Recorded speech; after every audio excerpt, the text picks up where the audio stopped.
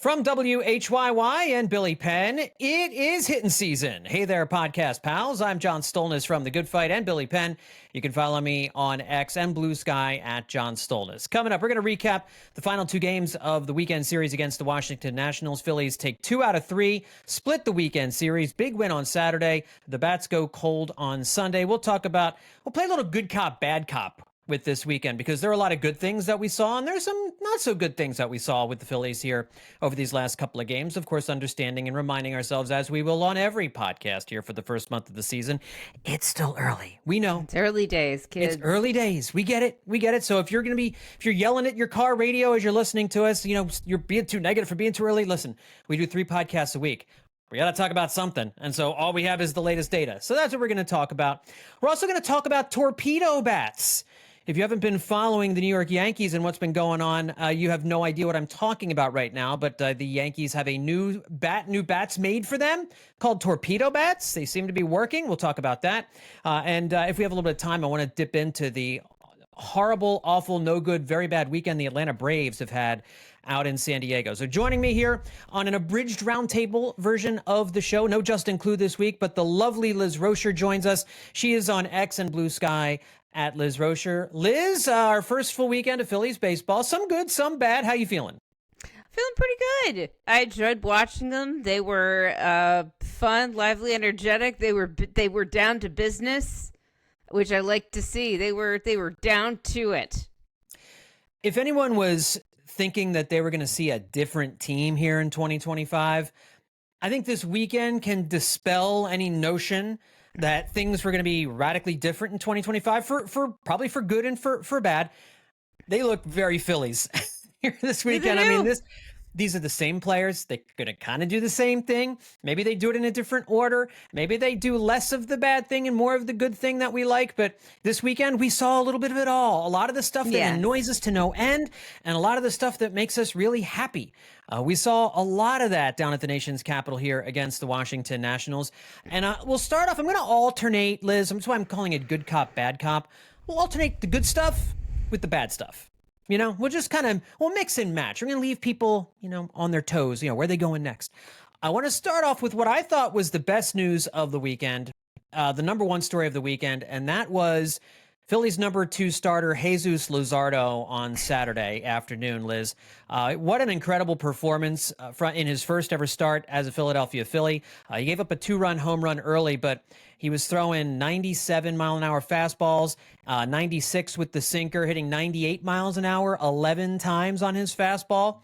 He threw 30 different fastballs, at least 97 miles an hour, and only gave up the 2 runs in the Phillies' big win on Saturday. The Nationals swung and missed at 12 of the 16 sweeper sliders that Luzardo throw, and on 19 of the 43 pitches they swung at overall. They looked silly.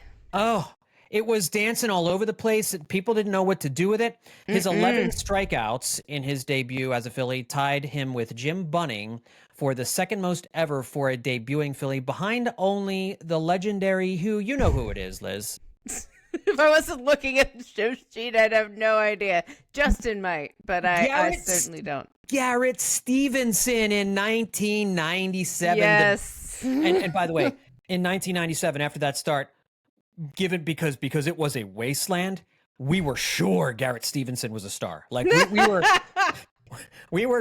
were looking at jerseys. Hall of Fame. We were looking at Hall of Fame. Like we were trying to calculate, okay, if he averages 12 strikeouts a game and he pitches, it is what it is. But I think Jesus Luzardo certainly, Liz, has more of a history that you can build on, right? I mean, he this is the kind of stuff that he showed in 2023 when he had, I think it was well over a strikeout per inning pitched. He didn't have the sweeper. This is a brand new pitch that he's throwing, Liz, and the Nationals hitters didn't know what to do with it. But when you're also coupling it with a 97-mile-an-hour fastball, a 98-mile-an-hour fastball, and then the sweeper and the slider combination, the Nationals hitters couldn't do anything with it on Saturday, and it was breathtaking. It was great. It was wonderful to see. I'm eager to see how it plays against real hitters. Some of these guys are real hitters, and my husband and I said numerous times over the weekend while watching them, we have to watch the Nationals broadcast since we are in the DC metro larger area. Same here. And it's a rough go. It's a rough go, but we said numerous times, like it's it's going to be tough facing them in a few years when some of their players get older. Like, they've got some good guys in there right now. They've got some exciting players that I hope they trade and get rid of. They're just bad forever. How can the Phillies get a hold of these players? Let's figure out a rescue plan. Yeah, they've got a good young because they brought back Natitude. My God, it's in their commercial. It's like a new era of Natitude. I'm like, fart noise, fart noise, fart noise. It's terrible. I mean, maybe they feel like they have to do it because Nationals, Nats, it's right there, laying in front of you there. But I mean, that era was the Strasburg, Scherzer, Gio Gonzalez, Patrick Corbin era. Like, we're not. This is a whole different thing. I will say, I do think they've got a pesky little lineup. They do. They have some good young hitters on that team. Even some of the veterans they brought in. Josh Bell always kills the Phillies, and we'll talk about him in just a second. God, and he seems like such a nice guy too. He's just such a nice man. Yeah, he does, and he's back in Washington for another season, specifically to torture the Phillies. But on Saturday, these young hitters that they have over there: Dylan Cruz, C.J. Abrams, James Wood, Luis Garcia Jr., Keiber Ruiz. Keiber Ruiz was the only guy who did any damage off of Jesus Luzardo. His second home run in his 2 games to lead two home runs in 2 games. First Nationals catcher to do that. They've got a good young core over there, so it wasn't a nothing team. This wasn't like going against the Marlins or the White Sox or something like that. But it's clearly not a team with a lineup that you're terrified of, right? You feel like these guys are young enough, you can pitch around them. But that being said, if you just look at the stuff that Jesus Luzardo was throwing, there's every reason to feel really encouraged that Adam, for this year and next year, like, this trade looks like at least the early returns are very good.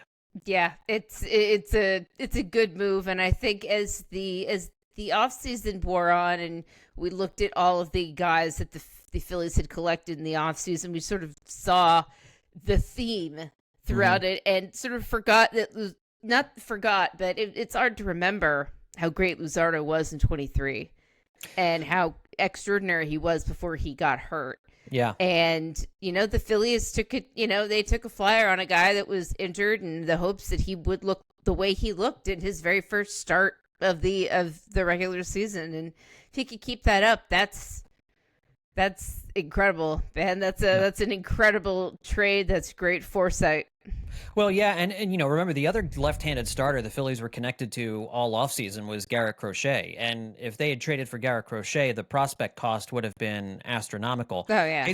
And I don't think Jesus Luzardo is quite the pitcher Garrett Crochet is, although let's see. You know what I mean? Like, if he's got this kind of stuff, if he's got this new pitch, he may be ready to take, like, a next step like Christopher Sanchez has taken, over the last year or two. Like, maybe there is another gear. I mean, he's throwing 97, 98. I mean, this is as hard as he's ever thrown, a little harder than he's ever thrown before. He's mixing in a new pitch now, so it's kind of like he's somewhat of a new pitcher. Like, the 2023 Luzardo was a very, very good pitcher.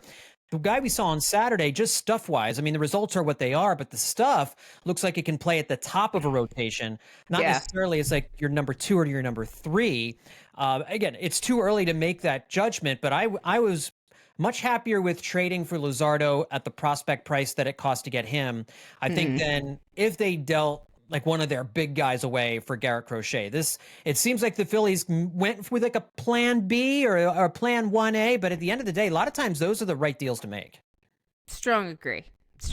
I like it. I'm glad that Luzardo is on the Phillies. I'm glad the Phillies paid the price, and it's going to look, you hope that it looks like it is something the way that it worked out for Real Muto, that the prospect cost ends up being like, who cares? Whatever. It does not matter. Yeah, it's going to go a long way. If you're looking at Phillies' first impressions, obviously Cliff Lee set the bar pretty high when he got traded to the Phillies in the middle of the 2009 season. I feel like that was kind of No one will probably ever top that in terms of arriving and hitting the ground running and the splash that Cliff Lee had. But this is as good outside of the in the non-Cliff Lee division, the non-Roy Halladay division. Like this is as good as it comes for a newcomer. So a great first start for Jesus Luzardo. Great first impression from Jesus Luzardo on Saturday in the nation's capital. All right, I said I wanted to start off with something good cop. Now let's turn bad cop. The Phillies against the left-handed starters in this series, a little bit of a woof-tasticness here. And this is going to be a theme for the Phillies this year. Teams are going to go out of their way to line up their left-handed starters whenever they possibly can to face this lineup. We saw the Nationals do it on Sunday with Mitchell Parker, who is not their normal number 3 starter. He's kind of more their number 4, their number 5. Under normal circumstances, he probably would have pitched the 4th or 5th game of the season. But because the Phillies are so left-handed heavy, especially Bryce Harper, Kyle Schwarber, their 2 big guns are both left-handed.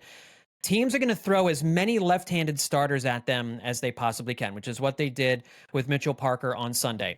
Mitchell Parker had a 4.29 ERA last year in 29 starts. Not a terrible pitcher, but not a terribly good pitcher either. 6 1/3 shutout innings on Sunday afternoon. 7 hits allowed, no earned runs, 5 strikeouts, 2 walks. The Phillies had runners on base. They had their chances in this game, but went 0 for 9 with runners in scoring position in this game. It was a frustrating game from the offense, but I kind of want to look at more than just like the offensive inability to hit with runners in scoring position in this game. If you look at what they did in the first game against Mackenzie Gore, which of course we all know now, 6 innings, 13 strikeouts, no walks, no earned runs, just 1 hit. The Phillies overall against these 2 left-handed starters in this series, 12 1/3 scoreless innings, 18 strikeouts, just 2 walks. They scored 19 runs against everybody else in the series, right? 18 in the first 2 games. They scored 1 run in the finale, but it was pretty clear that outside of the left-handed starting pitchers in this series, Phillies bats did just fine against the Nationals. They ate up their bullpen. They did a decent job on Saturday against the National starter, whose name is escaping me at the moment. Irvin, Jake Irvin. Yes, Jake Irvin was the guy, and so against those guys, they did great. But against these left-handed starters, Liz, it was a little bit of a tough road to hoe, and this is going to be something the Phillies have to figure out as the season goes along, because they're going to see a lot of left-handed starters. Yeah, they are. And they'll all sink or swim together, it seems. So it doesn't feel like something that, I mean, maybe we'll be lucky. 1 or 2 of them will figure it out at a time, and we can have a cycle of guys, 1 or 2 are hot at a certain time against lefties, or it's going to be feast or famine for all of them. It'll be like 1 or 2 series where they're just hitting the crap out of lefties, and then a month where they don't know what to do with them. Yeah, I mean, looking in this game, Schwarber went 1 for 4, Harper went 1 for 4, Stott went 0 for 4, Marsh went 1 for 2. Marsh did walk twice in this game, so at least he got on base a couple of times. But against the left-handed starter in this game, and against left-handers in general, actually Kyle Schwarber has done well against left-handers in this series. I will not include him amongst these struggles. He hit a left-handed homer off the lefty reliever. He had a single against Mackenzie Gore. He had the only hit against Mackenzie Gore in the game on Thursday. He also There we go. He also had a hit against Mitchell Parker in this game and was on base. So, he so far is doing as much as you would expect him to do against lefties. And it's just a couple of games. Extension now. Yeah, exactly. Well, and here's the other thing. In order to be fair, there was no Trey Turner on Sunday, and there was no JT Realmuto on Sunday. So 2 of their big right-handed bats were not in the lineup against Mitchell Parker. Edmundo Sosa had to play in place of Trey Turner, and Rafael Marchand played in place of JT Realmuto. Turner and Realmuto, they're certainly better than those 2 guys. Are they automatics against left-handers? No, not really, but they are good. They are good hitters against right-handers, and you wonder, in some of those clutch spots in the game on Sunday, do they perform better against Mitchell Parker at least? They could have. They certainly could have. I mean, no way to know, but yeah. Yeah, we'll never know. It's disappointing, but that they didn't have them, and it definitely, we could say probably would have helped. It almost certainly would have helped. But, they took 2 or 3, and they're prioritizing resting their guys, and when they're hurt and banged up, even this early going, and that's important.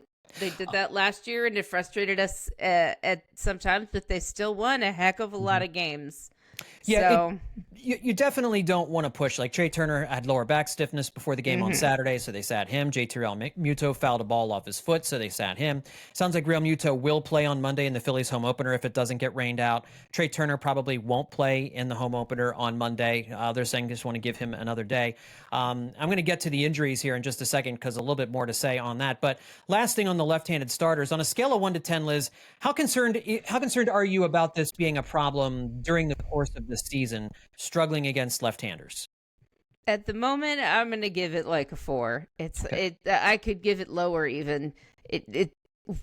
We are like 36 innings into the regular season. It's more than enough time to make a sweeping rationalization in general. 27 innings. Yeah. 27.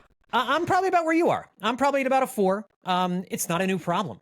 Otherwise, otherwise teams wouldn't be doing this. We kind of know that the Phillies struggle against left-handers. And of course, the big key is going to be Bryson Stott and Brandon Marsh against these guys. Yeah. I think, Schwarber and Harper kind of know what they're doing against lefties. And Max Kepler to a degree as well. But really, it's going to be Stott and Marsh that have to figure out a way to have better at-bats against left-handed pitchers. At the very least, grinding them down, helping in that way to up their pitch count, even if they're not going to make their way onto base, because it's the only way they can get to a guy that they are able to hit more easily. Right. Is if they help these guys get out of the game faster. Right. All right, let's get back to a little bit of good cop here, Liz. Let's talk a little Kyle Schwarber, who is contract pushing it right now. A home run in each of the first 2 games of this series. Really unusual for Kyle. A couple of wall scrapers in these first 2 games. They were not Schwar bombed. They were Schwar lofted more than anything else. They reached. Yeah, exactly. But you know what? He's a tall, big, strong man, and he's country strong, and he got them out over the right field wall in each of those 2, and they were big home runs. Yeah, big home run in the opening day to break a 1-1 tie, and then of course broke a game open in the game on Saturday. Took a 4-2 lead and turned it into a 7-2 lead. So 2 big hits. And again, Schwarber had a single on Sunday. So one of the few Phillies hitters to have a hit in all 3 games so far. He looks really comfortable, Liz, whether it's in the leadoff spot or whether it's in the cleanup spot. He batted cleanup on opening day, hit leadoff on Saturday and Sunday in place of Trey Turner. He's looking really good so far, and it's showing no signs of him slowing down. Nope, put him in the field, put him at the plate, does not matter. The guy's ready to go. He's feeling it already, and this is just a great sign that he's already in the groove and feeling good. That we're not saying, well, we'll just have to wait. Like, we're already like, okay, it looks like Kyle Schwarber has things under control. We can exhale. It's still early days, of course, but like it feels good to see him looking so easy and free out there all the time. Well, and you hope it continues, because one thing we know about Kyle Schwarber is that traditionally he gets off to very slow starts. He typically doesn't heat up until June. It's one of the quirky things about him. But his April and May numbers traditionally have not been very good. It's just 3 games, of course. We keep saying that, but so it's good to see him get off to a quicker start here. He's been the Phillies' best offensive player through these first 3 games. So not a whole lot more to say about Kyle Schwarber. Yeah. He's just continuing to do it, and the Phillies really need him, whether it's in the cleanup spot or in the leadoff spot. Atop the lineup, it seems he's comfortable either place right now. Let me throw another bit of good cop at you. Let's talk a little Bryson Stott. Kind of an up-and-down series. Didn't do much on opening day, didn't do much on Sunday, but had a big game on Saturday against the right-handers. Tied the game in the 4th inning. When he kept a 2-run home run just inside the right field line. He walked twice in this game. He doubled. He scored 3 runs. I believe it was Corey Seidman who noted in NBC Sports Philadelphia that there wasn't a single time last season that Bryson Stott doubled and homered in the same game. Think about that. Isn't that crazy? Both extra base hits on Saturday came with 2 strikes, which is something we didn't see from him much last year. But in 2023, he almost had more 2-strike hits than Freddie Freeman, who led the league, who led the National League. I mean, that was his specialty back in 2023 was 2-strike hits. That was lost last year. I know after the game, Stott said, one of the things I really want to do, what I want to be known for, is that I'm a pain in the rear end at the plate.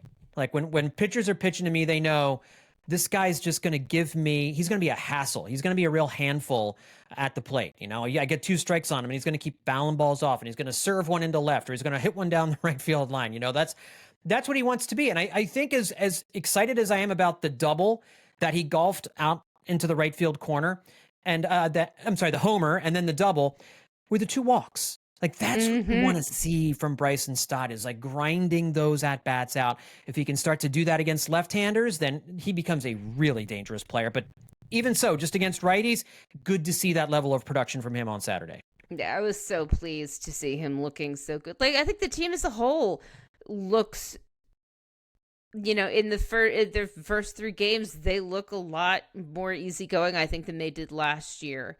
A lot less like white knuckling the railing, right knuckling the dugout railing early on. Like, okay, we gotta get going. You know, now they're just sort of they're easing into it, and everything they're doing seems to be working well so far. You know, Sunday was a frustrating day, but 2 of 3 is nothing to sneeze at, and if you know if they keep doing that, you build up quite a lead, baby. Yeah. If anybody's getting all up on their backs or about losing on Sunday, they're not going 162-0, guys. 3 so far. But like, I will say there are things that happened on Sunday that are frustrating, yes, and we're absolutely not trying to deny that at all. And it's nothing new. Like it's like I said before, like this is the same stuff we've been talking about with this team going back to 2022. Like they have the same flaws, they have the same Achilles heels. It's not going away. You know, it's not any different. The Phillies struck out a lot this weekend down in Washington. That was one of the things they said they were really trying to change. One of the things they were trying to adjust to was striking out less, chasing less, and you know, you come up and you start playing games that matter, and some that stuff just kind of went out the window a little bit. Thursday was weird because of the shadows. I really believe players had a hard time with the shadows on Thursday. That was strange. It was a very strange thing. But on Saturday and Sunday, no excuses there. You know, but no shadows on Saturday and Sunday to worry about. Let's talk a little bad cop now. The Trey Turner, JT Realmuto injuries we referenced just a minute ago. I mentioned Turner with backs had some lower back spasms. He was said to be feeling much better on Sunday, but it does sound like they're going to play it safe with him on Monday.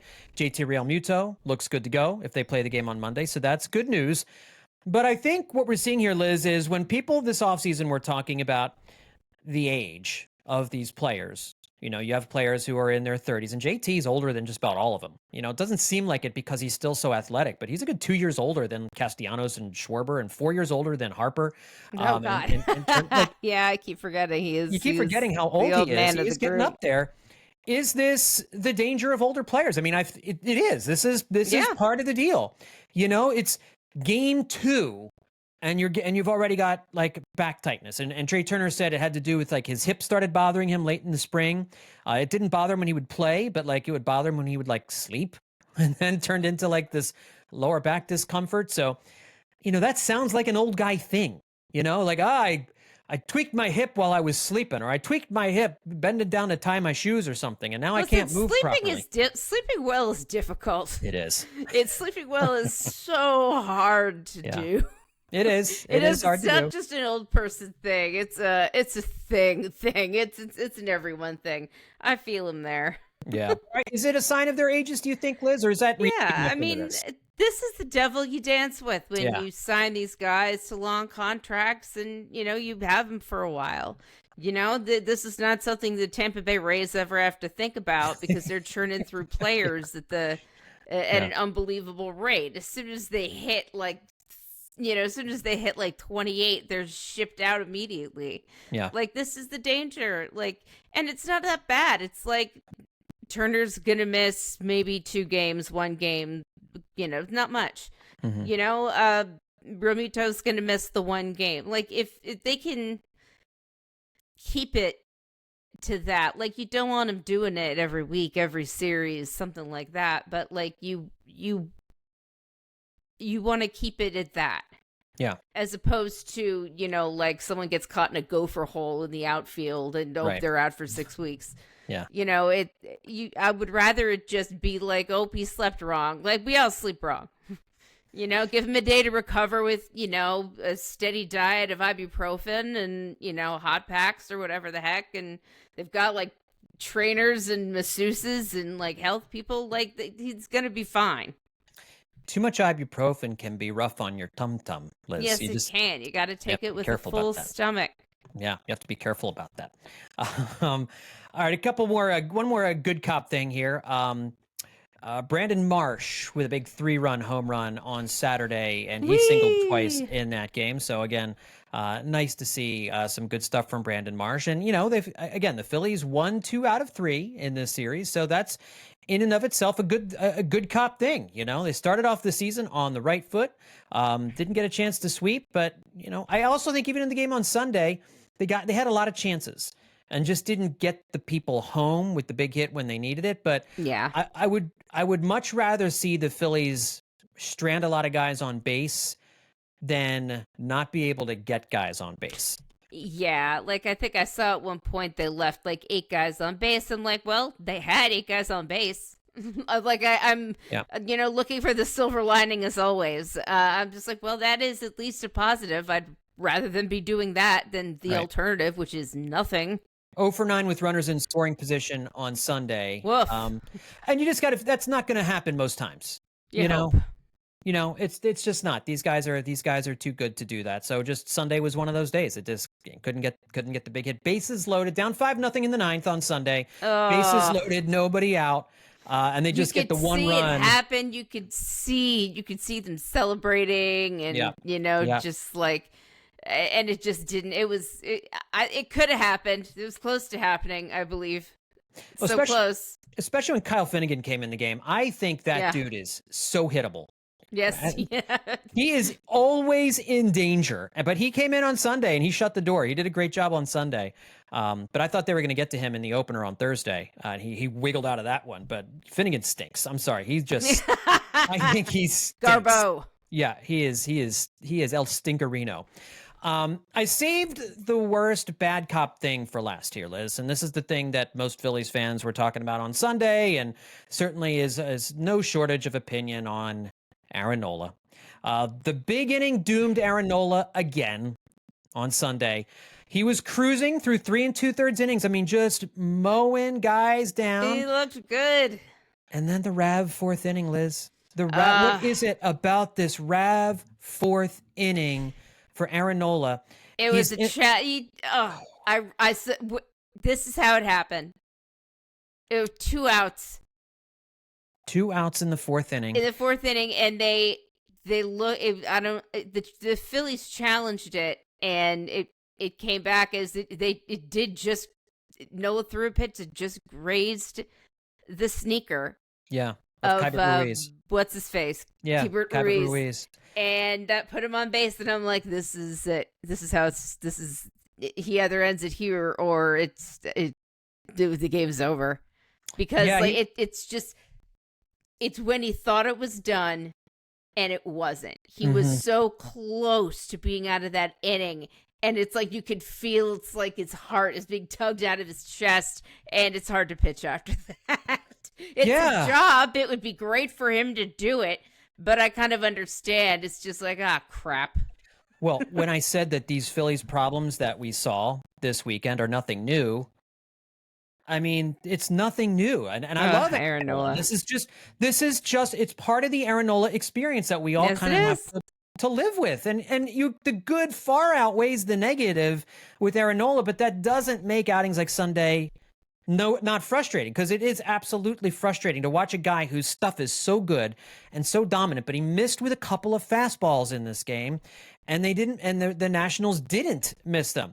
After Keibert Ruiz got hit, Nathaniel Lau singled, and then Josh Bell followed with a noted Philly killer, Josh Bell, with a 3-run home run to center field. And just like that, it was 3-0.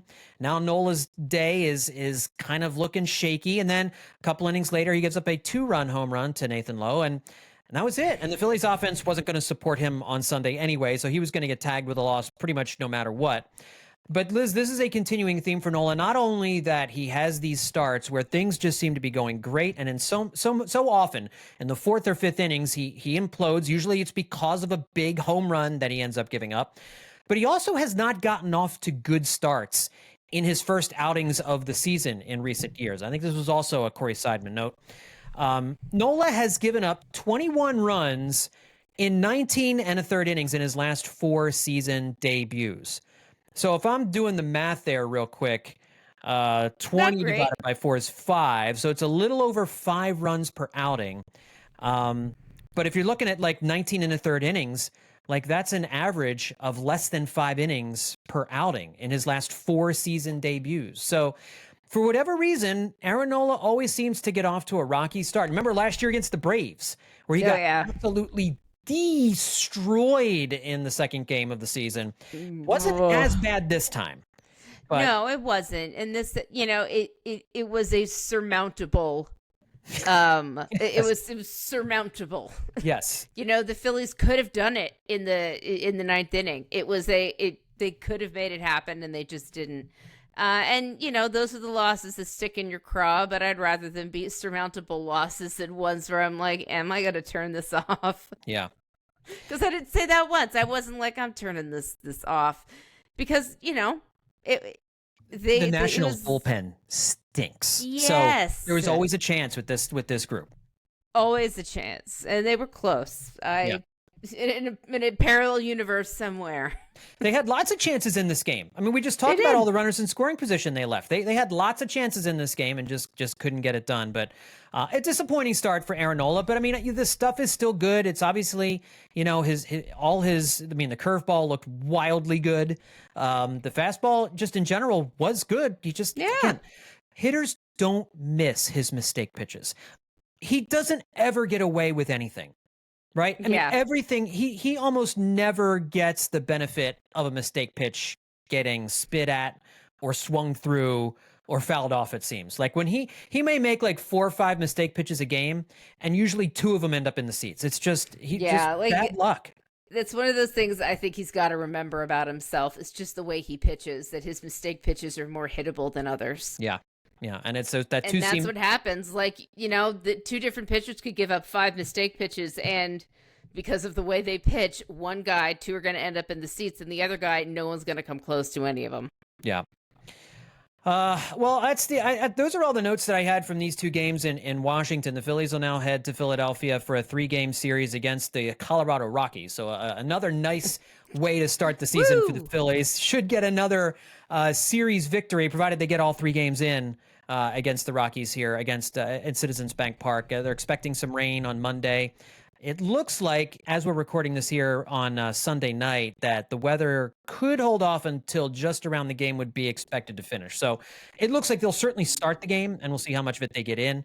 But should be a series that the Phillies do quite well. Christopher Sanchez will get the start on Monday for the Phillies. And then I believe Zach Wheeler gets the ball again, followed by Taijuan Walker after that. I believe how the rotation is going to go, but I haven't seen the Phillies announce that yet. So it's pretty cool that Christopher Sanchez is getting the home opener. Yeah. He's getting the home opener start. That's really, really cool. Yeah, he deserves it. He deserves it. Very, very good stuff from Christopher Sanchez, and we'll see what he looks like on fans Monday. Will crush him with love. Ooh, and that Rockies lineup, that's a good one to start against, man. That's a good way to get your feet wet. Yes. All right, kind of moving. Any other Phillies thoughts from you, Liz, that you saw? Anything you want to... We exhausted everything? I think we've exhausted everything. It was 3 games. Yeah. 3 games, and they were all away. Yeah. I don't think Rob Thompson did anything egregious in the series we need to talk about. So, all right, good. No. I do want to talk, moving on, I want to talk a little Yankees Torpedo Bats, Liz. I don't know how much of this you saw over the course of the weekend, but the Yankees on Saturday hit a team record 9 home runs and scored 20 runs in their victory over the Brewers. They also had a big, I think they scored 12 runs on Sunday against Milwaukee. But again, that 9 home runs set a franchise record for the Yankees. They have 15 home runs in their first 3 games this season. And a lot of it is being credited to something they're calling the Torpedo Bats.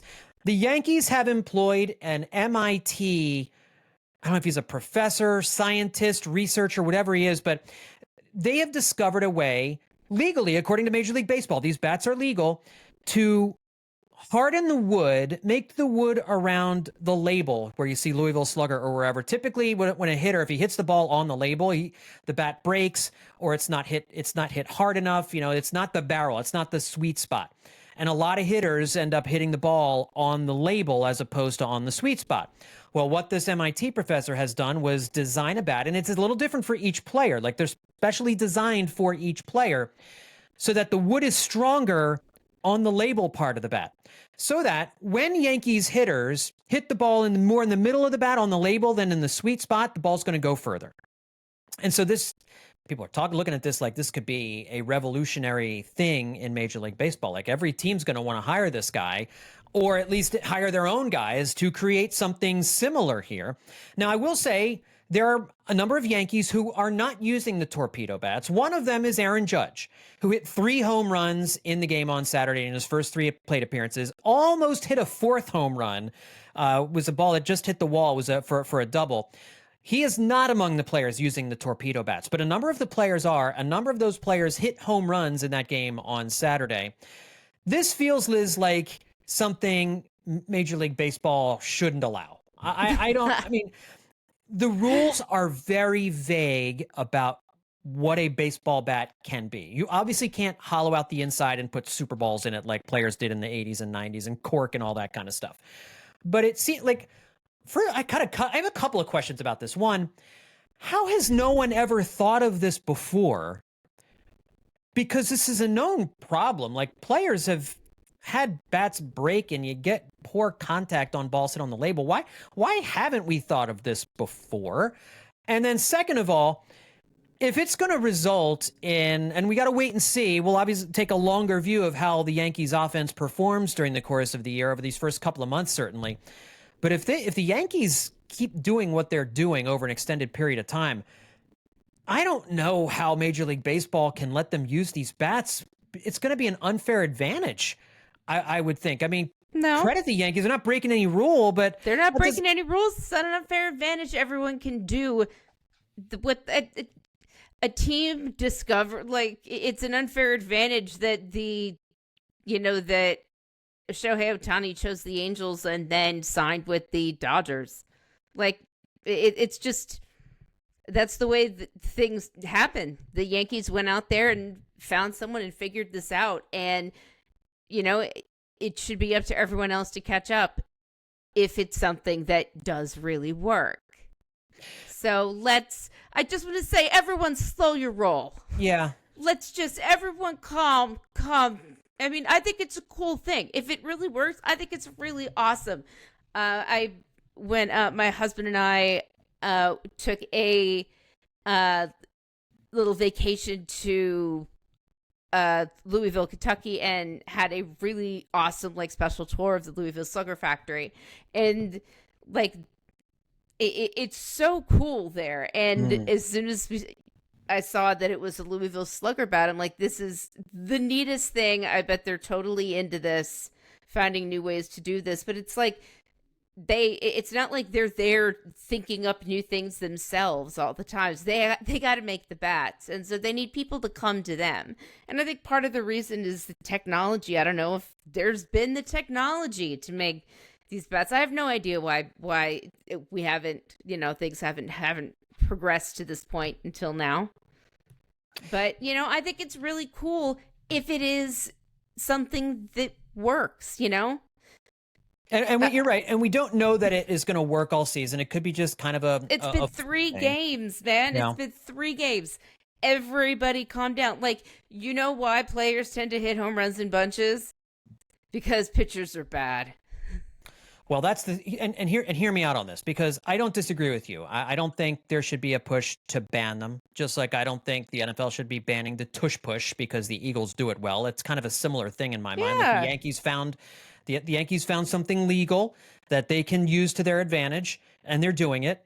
But I will say, if this does catch on and more teams start using it, and all of a sudden every game is 13-10, 11-9, like if there's, and what you're going to see then is pitchers afraid to throw strikes. You're going to see You're pitchers getting so far ahead of yourself. I know, but I'm just laying this out for people. I'm going to get in on the ground floor here on March 30th, 3 games into the season. But if this does go down the line, if this is like, if these bats truly are like what it looks like they've been the first 3 games for the Yankees, you're going to have pitchers afraid to throw strikes. You know, we like balls in play. We like action. We like all this stuff. Pitchers are going to be terrified to throw, to encourage contact. So everything's going to be either a strikeout or a walk or a home run, which is what we've been trying to get away from in Major League Baseball here over these last few years. I'm not saying anything like, I don't believe it's time to get rid of them. We need more data. I 100% agree with you. But that's, to me, where I could see this going if it goes the way it looks like here through these first 3 games. I know I'm getting ahead of myself, but that's... Yeah. I mean, and I have nothing to argue with. I can't argue with you because, I mean, it certainly could get to that point.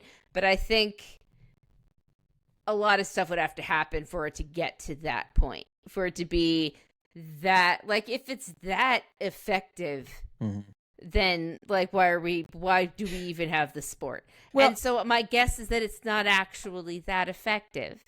The Brewers tossed out, I think, they just had pitchers with 2 bad starts. And I think, 2 bad starts are, they just work good. And the Yankees had a home run party. Yeah.